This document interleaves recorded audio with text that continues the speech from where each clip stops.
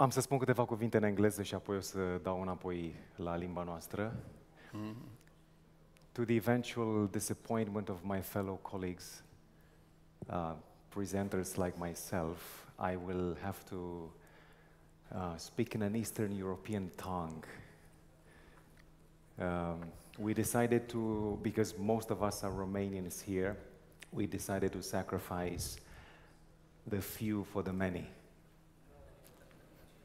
So I will speak in Romanian for the audience because also our friends from Bulgaria know, some of them know Romanian, so they can translate the presentation to their colleagues. Acestea fiind spuse, prezentarea mea se intitulează Templul lui Dumnezeu în Noul Testament, cu referire specială la 2 Tesaloniceni 2:4. Prezentarea are două părți și sumarizează o lucrare mai mare de vreo 13.000 de cuvinte în 56 de slide-uri. Are două părți, cum spuneam. Mai întâi o introducere în vocabularul Noului Testament cu privire la conceptul de templu și apoi a doua parte se concentrează pe 2 Tesaloniceni, capitolul 2, în special pe versetul 4, care folosește unul din acești termeni legați de templu. Sunt în Noul Testament 8 termeni pe care îi vedeți transliterați din limba greacă și pe care am să-i prezint foarte pe scurt în cele ce urmează. Toți, sub o formă sau alta, ilustrează sau exprimă ceva din spațiul sacru al templului. Primul dintre ele este termenul ieron, care se referă la întreaga incintă sacră, deci la tot ansamblul care se numește templu, de la curte spre Sfânta Sfintelor, dacă vreți. Termenul se folosește de 79 de ori și în mod special în Matei, de la Matei la Fapte.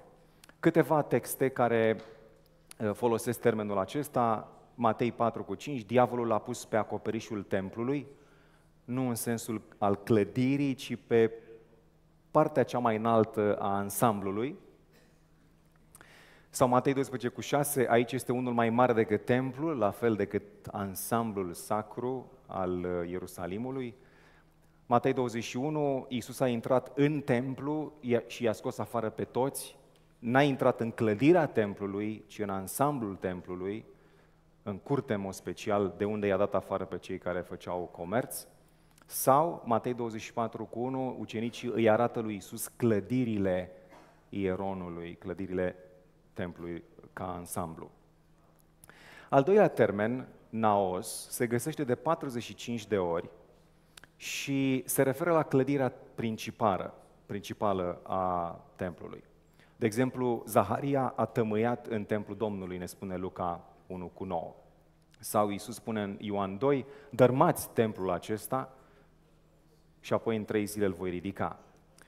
Matei 27:5, Iuda a aruncat arginții în templu, din exterior, da? Ne imaginăm, pentru că el nu era preot și a zvârlit la intrarea templului. De asemenea, termenul naos se folosește și în sens metaforic cu privire la biserică. Acesta este o utilizare paulină, da? De la Apostolul Pavel în 1 Corinteni, 2 Corinteni, în Efeseni de asemenea. Și, nu în ultimul rând, naos se folosește în Apocalipsă în exclusivitate cu privire la templul ceresc. Al treilea termen, icodomii, care înseamnă clădire, se folosește de 18 ori și, iată, de exemplu, Matei 24:1 l-am menționat deja, Iisus este cu ucenicii și ei îi arată clădirile templului. De asemenea, este folosit în sens metaforic, voi sunteți clădirea lui Dumnezeu, 1 Corinteni 3, avem o clădire de la Dumnezeu, 2 Corinteni 5, cu privire la trup, zice acolo Pavel, trupul uman, sau din nou metaforic în Efeseni 2:21, în el, în Iisus, toată clădirea crește ca să fie un templu sfânt. Similar cu termenul anterior este și termenul casă, pe care îl găsim în Noul Testament de 114 ori, dar uneori din aceste ocurențe sunt o parte din ele, unele dintre ele se referă la templul Domnului, atunci când casă este asociat cu ceva, de exemplu, a intrat în casa lui Dumnezeu Sau casa mea, zice Dumnezeu, se va numi o casă de rugăciune. Nu faceți din casa tatălui meu o casă de negustorie. Ioan 2, nu? Sau ți-am arătat cum trebuie să te porți în casa lui Dumnezeu, îi zice Pavel lui Timotei. Deci când termenul casă este asociat cu Dumnezeu, atunci se referă la templu. Alte texte tot pe linia aceasta, avem un preot însemnat peste casa lui Dumnezeu. Voi ca niște pietre vii sunteți zidiți ca să fiți o casă duhovnicească și așa mai departe. Da? Un alt termen mai rar, adică el este prezent, foarte prezent în Noul Testament, dar mai rar cu sensul acesta de templu, este termenul loc, topos. De exemplu, în Matei 24:15 avem textul de aceea când veți vedea urăciunea pustirii despre care a vorbit profetul Daniel, așezată în toposul sfânt. Cine citește să înțeleagă și fraza continuă mai departe. Deci, uneori și topos se poate referi la templu când este asociat cu încă un adjectiv, da? Cum este cazul acesta, sfânt. În epistola către evrei avem termenul agia, cele sfinte, care se referă la templu ceresc de cele mai multe ori. Evrei 8:2, de exemplu, Iisus, slujitor al sanctuarului pe care l-a ridicat Domnul. În noua traducere, în ediția revizuită a lui Cornilescu, cu care începem să fim obișnuiți în România, am introdus termenul sanctuar în locurile acestea, unde apare agia. De asemenea, sanctuarul pământesc avea două apartamente, Sfânta Agia și Agia Agion, Sfânta Sfintelor. De asemenea, Evrei 9:8 spune, încă nu se arătase calea spre sanctuar câtă vreme stătea încă în picioare primul cort. Un alt text, Iisus a intrat în sanctuar odată pentru totdeauna. Sau 9:24, Hristos n-a intrat într-un sanctuar făcut de mâna omului, ci chiar în cer. Și ultimul text, 9:25, aici avem termenul sanctuar cu referire la Sfânta Sfintelor. Pentru că uneori termenii aceștia nu sunt atât de fixi, dar nu sunt matematici. Se pot referi la întreaga clădire sau poate doar la un spațiu. Următorul termen este termenul cort, pe care îl găsim în mod special în Evrei și în Apocalipsă, odată în Faptele Apostolilor, din nou cu referire la sanctuar. De exemplu, în Evrei avem Iisus este slujitorul sanctuarului, al adevăratului cort, sau primul cort se numește Sfânta, al doilea cort se numește Sfânta Sfintelor, Evrei 9:2, 6, 3. De asemenea, în 9:8 avem expresia primul cort cu referire la sanctuarul pământesc în raport cu cel ceresc, care este adevăratul cort, mai mare și mai desăvârșit, cum zice în versetul 11. În Apocalipsa avem textele, ea și-a deschis gura ca să rostească blasfemii, fiara marină, împotriva lui Dumnezeu, să-i hulească numele, cortul și pe cei ce o locuiesc în cer. Și 15:5, după aceea am văzut deschizându-se în cer templul cortului mărturiei sau templul, adică cortul mărturiei. Ultimul termen este un termen care se găsește doar de 2 ori în Noul Testament, o dată în Efeseni și o dată în Apocalipsă, dar are o semnificație specială și mai târziu puțin spre finalul prezentării ne întâlnim din nou cu el. Efeseni 2 zice, sunteți zidiți împreună ca un locaș. Acesta e traducerea obișnuită a termenului, katechitirion, deci locaș al lui Dumnezeu prin Duhul. În Apocalipsa 18:2 zice, a căzut Babilonul cel mare, a ajuns locaș sau locuință a demonilor. Aceasta e introducerea de fundal cu privire la termenii care exprimă ideea de templu în Noul Testament. Acum ne concentrăm pe partea a doua, cum este folosit termenul naos, care apare acolo, în 2 Tesaloniceni 2:4 în special și contextul lui. Un mic fundal al acestui capitol important din Noul Testament. La mai puțin de 20 de ani de la înălțarea lui Iisus, s-a creat în comunitatea din Tesalonic o adevărată febră apocaliptică. În mod special, lucrul acesta s-a întâmplat pe fondul faptului că Apostolul Pavel, ca și alți scriitori, sugerau că timpul sfârșitului este aproape, deja de atunci din vremea lor. Cum zice el în 1 Tesaloniceni 4, și de asemenea și el sublinia și ideea de caracter neașteptat. Ziua Domnului va veni ca un hoț. 1 Tesaloniceni 5 cu 2 și cu 4. Deci pe fondul acesta al apropierii sfârșitului și al caracterului neașteptat, s-au creat în Tesalonic tot felul de mesaje, inclusiv de epistole false, care sugerau că ziua Domnului a și venit. Fie în sens spiritual, fie în sensul că perioada foarte scurtă a sfârșitului deja s-a declanșat și ceva probabil cataclismic urmează să se întâmple foarte curând. Rezultatul practic negativ al acestui mesaj era, găsim asta în 2 Tesaloniceni 3 cu 6, că unii membri ai bisericii trăiau în neorânduială. Pentru că nu e așa, dacă timpul este atât de aproape, a și venit, poți să trăiești cum vrei. Suntem deja în ziua Domnului.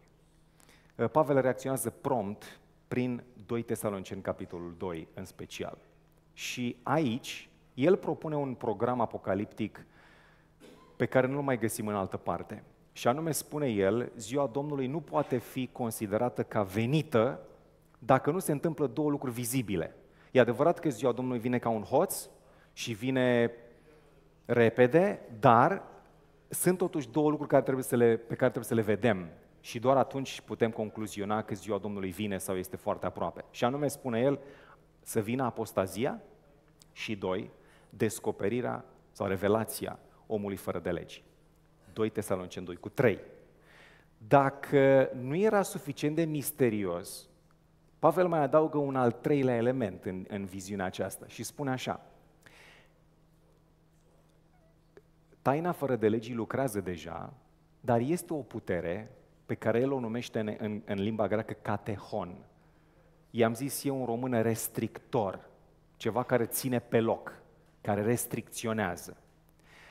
Există această putere care câtă vreme se află, zice el, în mijloc, este o expresie un pic enigmatică, în mijloc, pe poziție, taina fără de legii nu se poate dezvolta. Deci în momentul în care restrictorul se dă deoparte, taina fără de legii avansează, omul fără de legii se descoperă și sfârșitul se întâmplă. La un moment dat, cum am zis, acest limitator, restrictor, se va da la o parte pentru a permite omului fără de legii să se arate. Punctul culminant al acestei false epifanii constă în a se așeza în templul lui Dumnezeu și a pretinde că este Dumnezeu. Adevărata epifanie a lui Iisus, pe de altă parte, la cea de-a doua sa venire, înlătură farmecul acestei contrafaceri. Ipoteza pe care eu o propun în studiul acesta este că dacă vrem să înțelegem aceste figuri enigmatice, cum ar fi Antichristul sau figura asta, caracterul ăsta, personajul acesta anti-Dumnezeu, omul fără de legi, vreau să zic, și restrictorul, ca să le înțelegem, avem nevoie să înțelegem contextul acesta al templului care este numit acolo, care este menționat în 2 cu 4. Ipoteza este deci că templul este cheia pentru descifrarea acestor simboluri. Căutarea noastră sau cercetarea noastră trebuie să înceapă de la poziția asta centrală unde se află restrictorul, că el, așa zice Pavel, că el se va da la o parte din mijloc.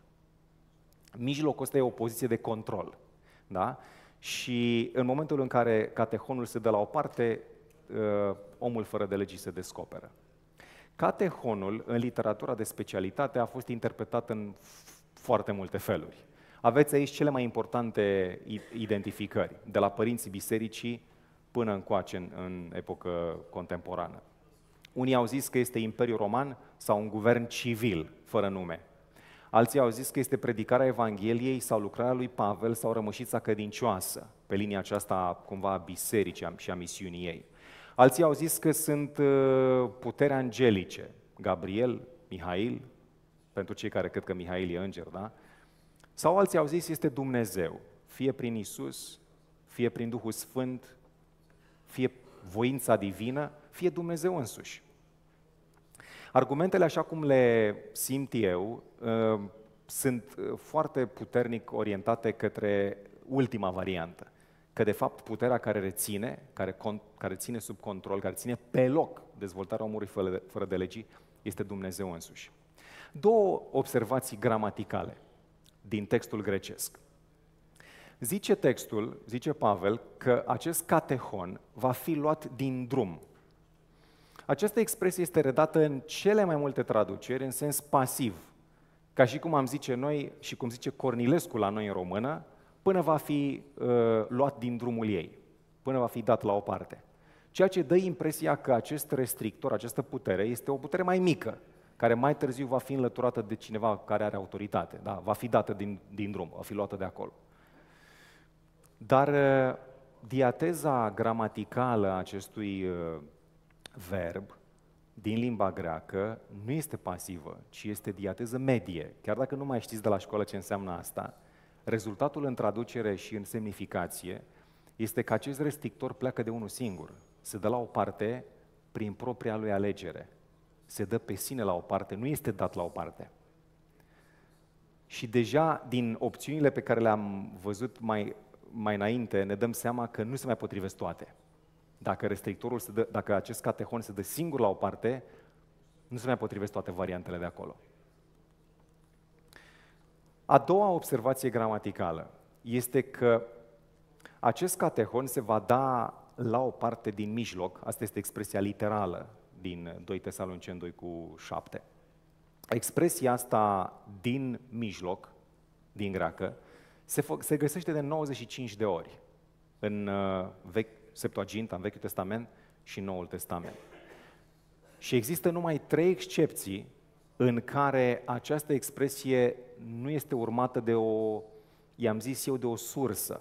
Adică, ca să citesc 1 Corinteni 5:2, ca să mă înțelegeți un exemplu din cele 95. Textul spune așa: voi v-ați fălit în loc să vă mâhniți pentru ca cel ce a săvârșit fapta aceasta să fie dat afară, și aici este expresia, din mijlocul vostru. Adică, de cele mai multe ori așa este expresia folosită, din mijlocul a ceva este un obiect sau o persoană luată, da? Din mijlocul a ceva. Dar în 2 Tesaloniceni 2:7 și în încă 2 cazuri, deci în 3 texte din cele 95, nu avem această sursă, nu e menționată. Atâta spune Pavel, se va da la o parte din mijloc. Din mijlocul a ce? În aceste cazuri, când ne lipsește sursa, trebuie să o căutăm din context. Și aflăm că în context există un drum pe care omul fără de legi îl parcurge. El se îndreaptă spre templu, pentru că acolo urmează să se manifeste ca Dumnezeu. Ăla e drumul lui, se îndreaptă către templu. În calea lui stă acest catehon, acest restrictor, care la un moment dat se dă la o parte. Câtă vreme este în drum, dacă vreți, da? Atunci omul fără de legii nu poate înainta, dar în momentul în care se dă la o parte, atunci omul fără de legii se va manifesta. În sensul acesta consider că acest catehon se opune intrării în templu a acestui personaj, a acest om al fără de legii. Și mă face să cred că catehonul se opune omului fără de legii din interiorul templului. De la intrare, dacă vreți, da? Deci nu din exterior, nu de pe drum, din templu. Și o să mă înțelegeți de ce cred sau de ce sugerez lucrul acesta. În primul rând, din 2 Tesaloniceni 2:4, constat, care folosește mai mulți termeni legați de templu, sau termeni sacri, templu, obiect de închinare, Dumnezeu, deducem că poziția asta centrală, de mijloc, nu este doar una de control sau de putere, ci și una care stârnește venerație, care are legătură cu Dumnezeu. Acest limbaj mă împinge în discuția noastră în direcția cultului iudaic, care avea un centru foarte clar delimitat, care combina ideea asta de suveranitate cu cea de venerație. Iată la ce mă refer. Să-mi facă un locaș sfânt și eu voi locui în mijlocul lor. Adică Dumnezeu are o poziție centrală în Israel și poziția aceasta centrală în mijlocul poporului se găsește în templu. Dumnezeu se află acolo și îi spune lui Moise așa în Exod 25:22, acolo mă voi întâlni cu tine și voi vorbi cu tine de deasupra capacului ispășirii dintre cei 2 heruvimi. care sunt pe chivotul mărturiei. Îți voi da toate poruncile mele. Deci există o poziție foarte clară a lui Dumnezeu în Israel. El se află în centrul templului, sau dacă vreți mai exact, în centrul Sfintei Sfintelor, în mijlocul poporului. Acesta era planul lui Dumnezeu inițial, dar în scurt timp găsim în textul sacru prima apostazie a lui Israel, majoră. Israel s-a abătut de la calea pe care le-o poruncisem.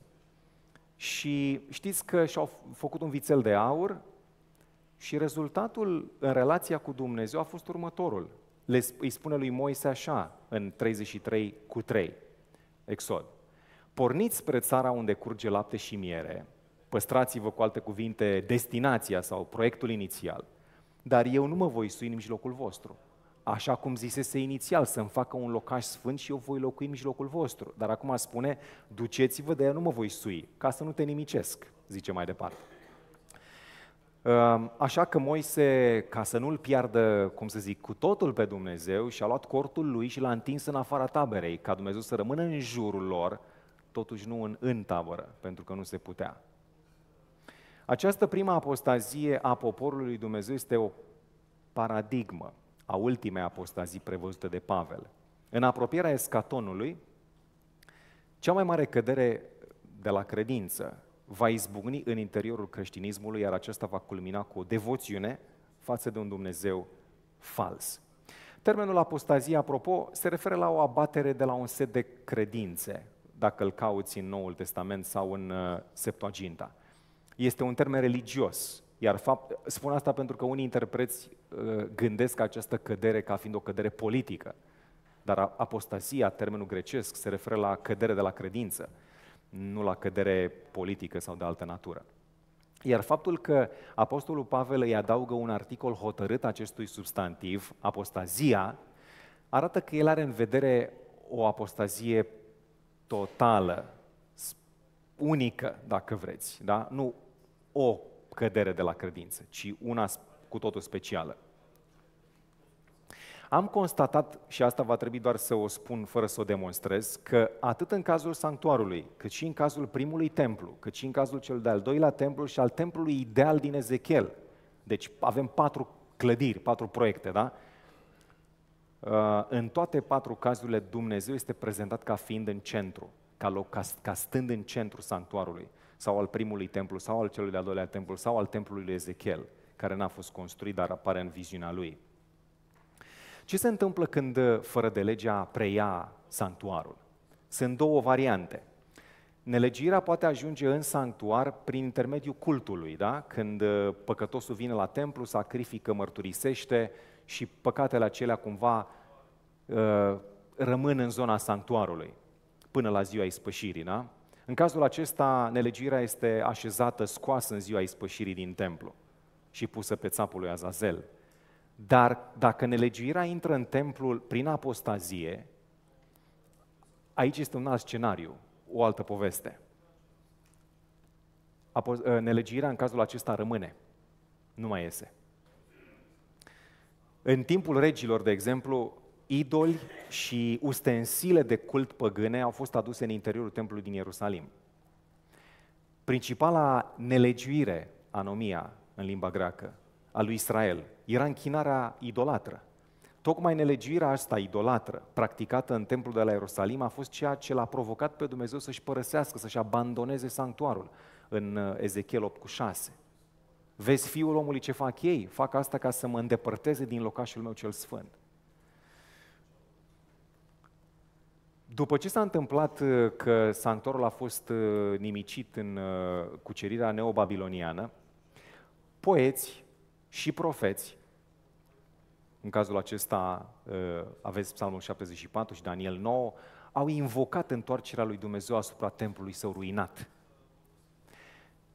Găsim însă că după ce s-a construit al doilea templu, când și când, și asta se întâmplă, avem informațiile acestea în cărțile Macabeilor, găsim conducători păgâni care încearcă să intre în Sfânta Sfintelor pentru banii care erau depozitați acolo, da? Pentru averile care erau depozitate, ca să prade templul pentru diverse proiecte pe care le aveau. Și avem în 2 Macabei 3 un lucru foarte interesant, că 2 monarhi greci, Seleuc al IV-lea și Antioh al IV-lea, încearcă să facă asta. Primul eșuează, al doilea reușește. Intră în Sfânta Sfintelor și ia de acolo tot ce îi trebuie. Și autorul lui 2 Macabei se grăbește să ne spună: al doilea a reușit unde primul a eșuat, pentru că Dumnezeu s-a uitat în altă parte. Asta e imaginea. Deci ei au venit în templu, au prădat și Dumnezeu s-a uitat în altă parte. Din cauza nelegirilor poporului său, bineînțeles.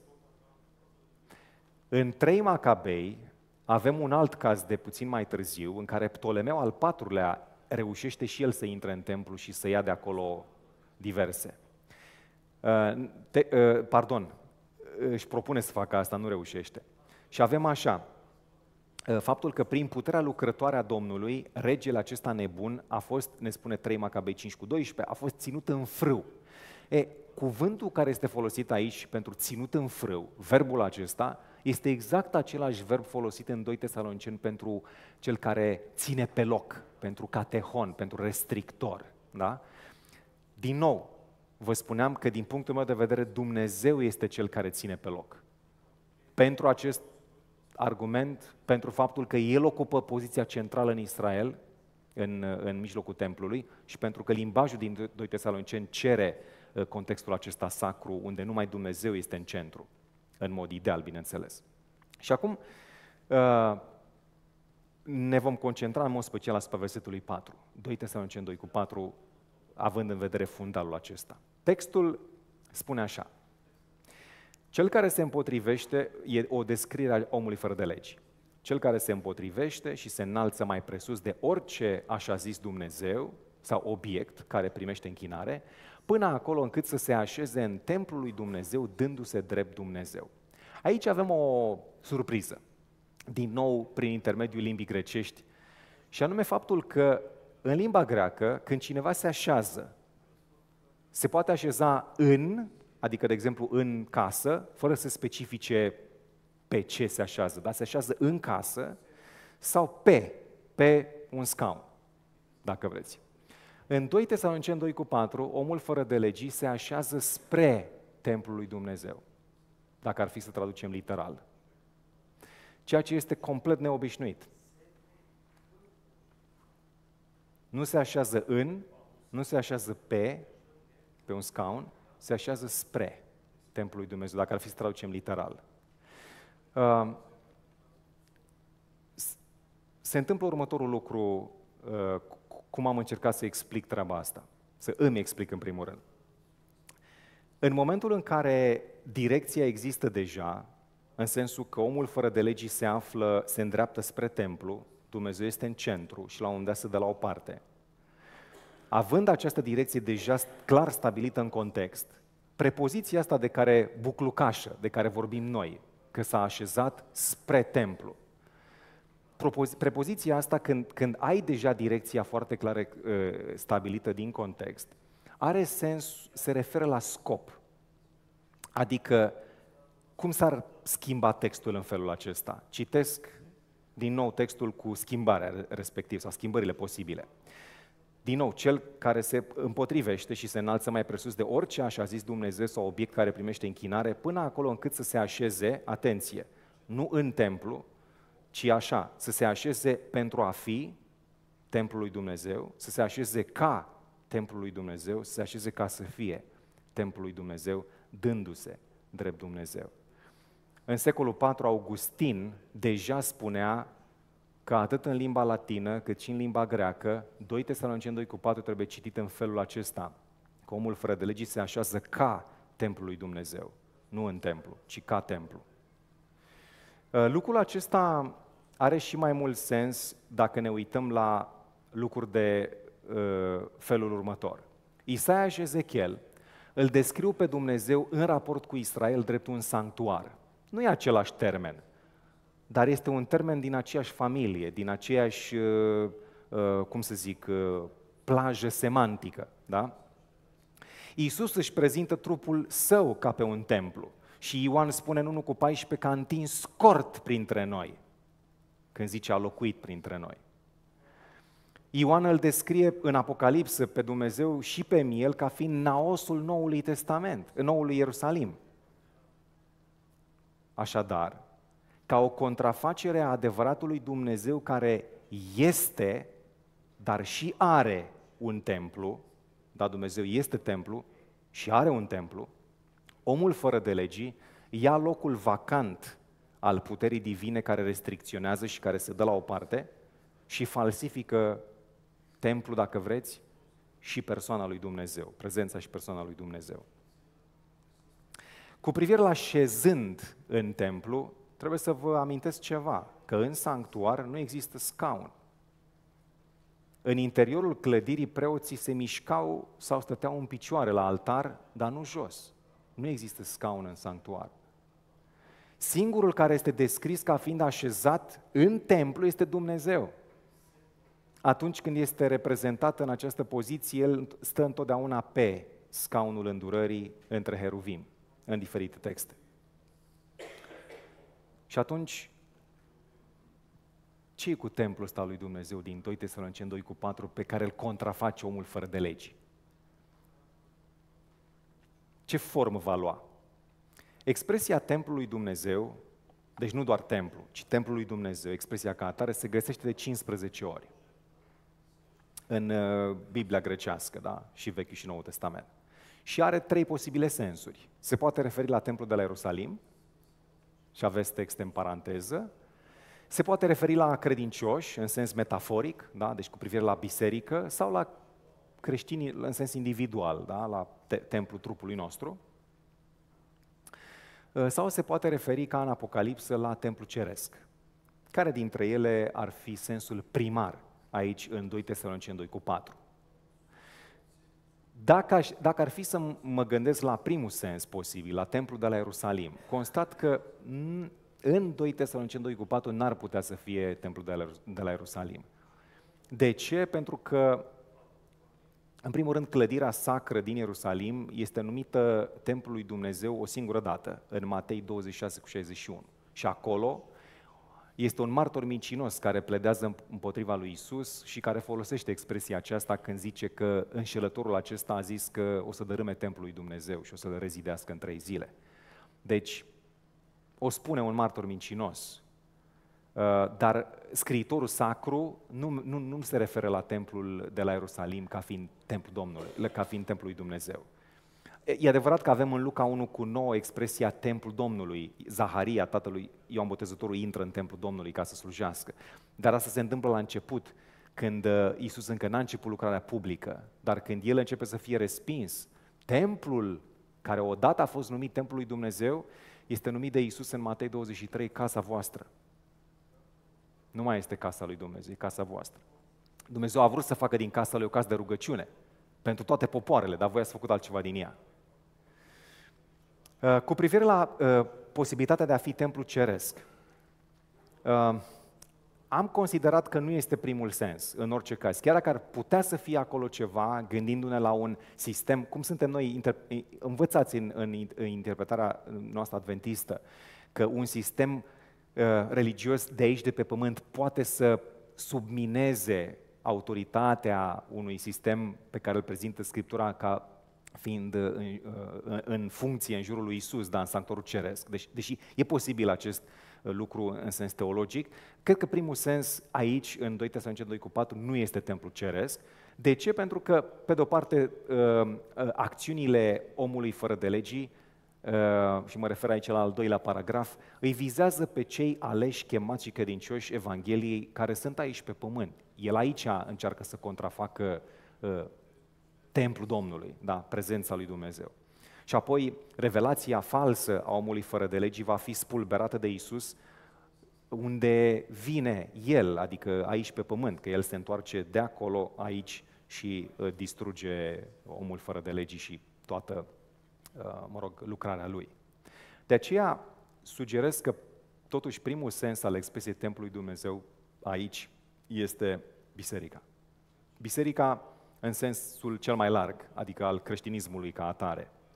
Sintagma templului Dumnezeu pare să se referă la Biserica lui Dumnezeu în general, da? În conformitate cu folosirea paulină a expresiei în toate celelalte locuri, adică Pavel când folosește naos, se referă întotdeauna la biserică, în sens metaforic, el nu folosește, nu se referă la clădire.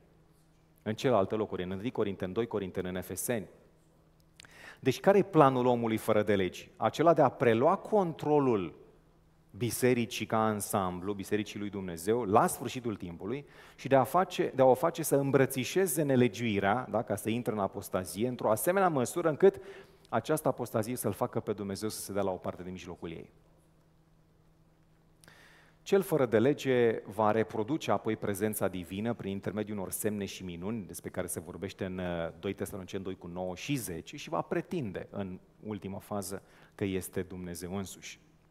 La o scară mai mică, lucrul acesta s-a întâmplat cu templul de la Ierusalim. Zice Iisus în Matei 23 cu 37, Ierusalime, Ierusalime, de câte ori n-am vrut să strâng pe copiii tăi, cum își strânge găina puii sub aripi.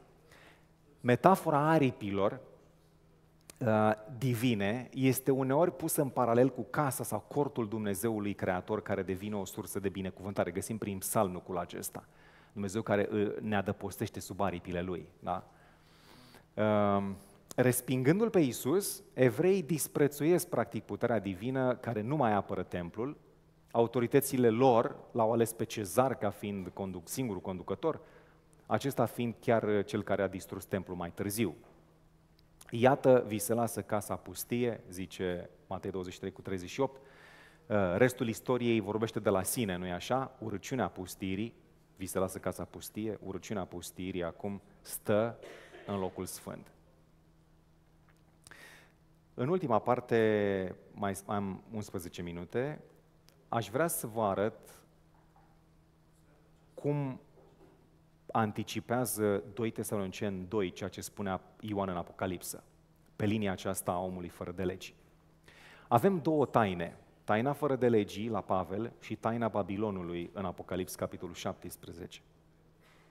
Și cele două taine sunt foarte, foarte puternic legate, cum o să vedeți. Cetatea cea mare, Babilonul apocaliptic, este înfățișată ca o prostituată pentru a indica faptul că această caracteristică simbolizează declinul și neloialitatea și idolatria, da? Bisericii din timpul sfârșitului. Ocazional, simbolul acesta, da, femeia aceasta este reprezentată în puternice imagini cultice, adică religioase, ne arată că este un corpus religios, da? Faptul că s-a îmbătat, de exemplu, cu sângele sfinților. Sigur, asta înseamnă persecuție, sânge vărsat, dar asta ia în derâdere sângele sacramental al lui Iisus, care zice că trebuie băut, metaforic. Dar este o luare în derâdere a acestei imagini. Sau ai consuma carnea femeii Babilon, în timp ce este sigur o imagine a nimicirii. În corpusul ioanin aceasta exprimă limbajul Sfintei Cine, când Iisus spune să îi mâncăm carnea și să-i bem sângele. Așa cum cel fără de lege trebuie să se așeze ca templul lui Dumnezeu, la fel prostituata îmbrăcată în stacojiu este portretizată în mod exclusiv șezând. Nu există altă postură. Deci femeia din Apocalips 17 stă jos, șade, ca împărăteasă, caricaturizând prin această postură poziția centrală a tronului lui Dumnezeu ocupată de Iisus și de Dumnezeu care stă în mijlocul templului. Ca o consecință firească, Babilonul își încheie Odiseea nefericită, devenind și mă refer aici la Apocalips 18, un locaș demonic. Termenul mai este folosit, cum vă spuneam, o singură dată de Pavel cu referire la biserică, la creștinism, la biserica din timpul lui. Deci Babilonul apocaliptic devine o biserică, un locaș, în care Dumnezeu nu este prezent pentru că s-a dat la o parte, în schimb, îngerii răi îi iau locul. Omul fără de legi este numit în descrierea lui Pavel și fiul pierzării, fiul nimicirii, fiul distrugerii. O referire clară pentru mulți comentatori la Iuda, singurul alt personaj biblic numit astfel, în Ioan 17:12. Și atenție acum, la apogeul falsei ucenicii a lui Iuda, când imita comuniunea cu Hristos, că a întins cu el mâna în același blid, da? La apogeul acestei false ucenicii, aflăm de la Ioan și de la Luca că a intrat Satana în Iuda. Multă vreme n-am înțeles de ce ne oferă aceste informații. Abia după ce am studiat 2 Tesaloniceni 2 am înțeles de ce este importantă etapa asta în experiența lui Iuda, că la un moment dat a intrat Satana în el.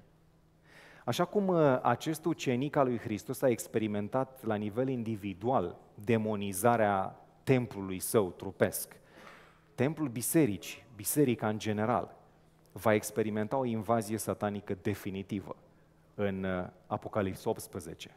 Probabil tot într-un context al imitării false, dacă vreți, adică tot în contextul unei false ucenicii, când caută să sugereze lumii că este devotată lui Hristos, dar de fapt nu este. Epilog. Dacă ar fi să îndrăznesc să fiu puțin mai specific, pentru că știți cum e, în cercetare te reții să fii foarte exact. Nu pentru a fi corect politic, ci pentru că nu știi 100% întotdeauna. Știți, dacă ai o declarație foarte clară, o ai. Dacă trebuie să interpretezi și pe aia și pe cealaltă și pe cealaltă, atunci cumva te reții de o concluzie foarte exactă.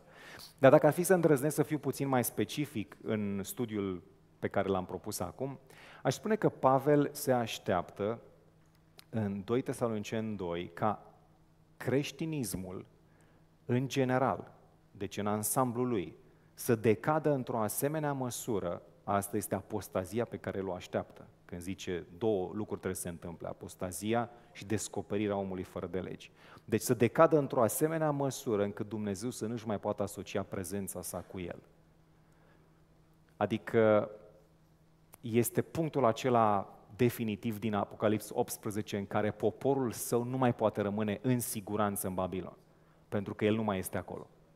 Câtă vreme a fost în regulă. În momentul în care a plecat, s-a dat la o parte din mijloc, ca să folosesc limbajul lui Pavel, când s-a dat la o parte din mijloc, atunci nu mai este sigur pentru poporul, pentru copiii săi să rămână în Babilon, ci trebuie să iasă. Din cauza apostaziei de masă, Dumnezeu se va îndepărta din mijlocul ei, moment în care figura aceasta, personajul acesta anti-Dumnezeu, omul fără de legii, va prelua controlul și va deveni presupusa prezență divină pentru biserica abandonată. Aici se oprește prezentarea mea și aș vrea să spun doar așa, fără slide-uri, că din punctul meu de vedere implicația practică și misionară este că noi ar trebui să facem din biserica noastră un loc care bine primește pe cei care caută prezența lui Dumnezeu. Este probabil în contextul acesta în care ne găsim rolul în tot tabloul acesta apocaliptic.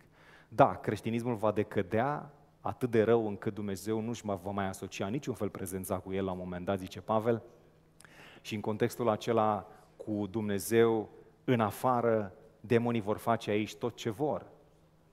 Și semnele lor vor sugera că Dumnezeu e prezent, când de fapt nu e prezența Lui acolo. Și atunci rolul nostru este să creăm în mijlocul nostru o atmosferă și un climat în care cei care trebuie să iasă din Babilon au unde să intre sau au unde să vină, au un loc de care să se asocieze, un loc în care Dumnezeu este prezent. Dumnezeu să fie cu fiecare dintre noi, să ne binecuvânteze, să ne dea înțelepciune. Vă recomand 2 Tesaloniceni 2 ca fiind un manual scurt, cel mai scurt al viziunii Noului Testament cu privire la Apocalipsă și la finalul timpului și să vă binecuvânteze în lucrarea pe care o aveți fiecare de făcut acolo unde vă găsiți. Vă mulțumesc!